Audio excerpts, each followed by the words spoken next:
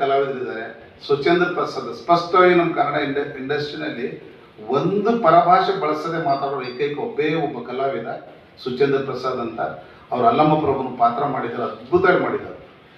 ಆಮೇಲೆ ಕಾಮಿಡಿಗೆ ರಾಜನಿಗೆ ಮಂತ್ರಿ ಇರ್ತಾರೆ ಒಬ್ಬ ಆಶಾ, ಅವರು ಬಂದು ತಬಲಾ ನಾಡಿ ಅಂತ.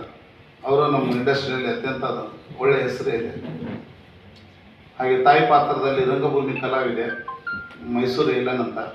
ಅವರು ಡ್ಯಾನ್ಸು ಮತ್ತು ಅವರು ನಾಟಕ ಭೂಮಿನಲ್ಲಿ ರಂಗಭೂಮಿನಲ್ಲಿ ಸೇವೆ ಸಲ್ಲಿರ್ತಾವೆಲ್ಲ ನೋಡಿರ್ಬೋದು. ಮೈಸೂರಿನಿಂದ ಬೀದರ್ವರೆಗೂ ಎಲ್ಲ ಕಡೆಯೂ ಅವರು ನಾಟಕಗಳು ಆಡಿದ್ದಾರೆ.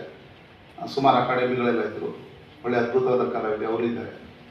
ಎಲ್ಲಕ್ಕಿಂತ ಮೇನು ಈ ಮಣ್ಣಿನ ಈ ಸೊಗಡಿನ ಒಂದು ಕಲಾವಿದೆ ಅಂತ ಹೇಳ್ಬೋದು ಸುಲಕ್ಷ. ಅವರು ಅದ್ಭುತವಾಗಿ ಮಾಡಿದ್ದಾರೆ, ಚೆನ್ನಾಗಿ ಮಾಡಿದ್ದಾರೆ, ಪೂರ್ತಿ ಇನ್ವಾಲ್ವ್ ಮಾಡಿದ್ದಾರೆ.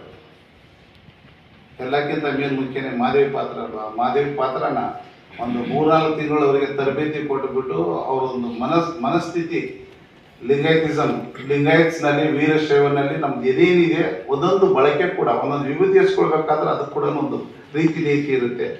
ಅದು ಹುಟ್ಟಿನಿಂದ ಯಾರು ಮಾಡಿರ್ತಾರೋ ಅವ್ರಿಗೆ ಕಷ್ಟ ಆಗುತ್ತೆ.